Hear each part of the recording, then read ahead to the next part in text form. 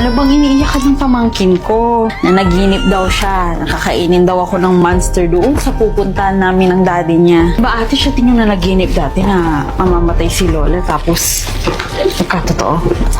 Nagkataon lang yun. Ate, wag ka na kayang tumuloy. Ilang beses nang nakikipaghiwalay sa akin yung asawa ko. Napagdesisyonan ko na bumalik kami sa campsite kung saan kami unang nagkakilala para bumalik ulit yung pagmamahal niya sa akin. Huwag kang mag-aalala, te. Ako na lang bahala sa anak mo. Anak, halika na. Alis na kayo ng tita mo. Eh, ate, tinimplahan ko siya ng gatas kanina. Ayaw talaga niyang kumain. Te? Ate? Kuya Jerome, nasa ng ate ko? Nasiraan kami sa walang katao-taong lugar. Sabi niya, hanap siya ng signal pero hindi ko na siya nakita. Pinabayaan mo siya sa walang katao-taong lugar? Hindi ko sinasadya.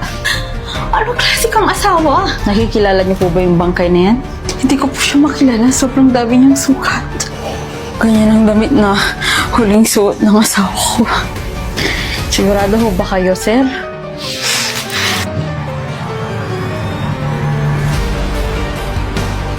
Ano yung panaginipan mo?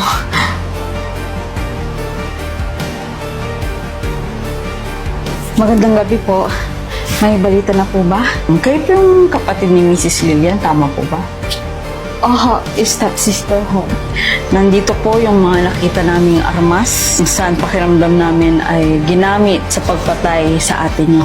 Malalaman na po ba natin kung sino ang pumatay sa kanya? Base po sa mga nandito, ma'am, fingerprints po ninyo. Kayo po ay under investigation para sa kaso ng ate nyo.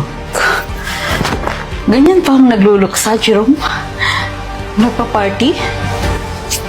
Ano bang gusto mo? Ito tolerate ko yung lungkot ko.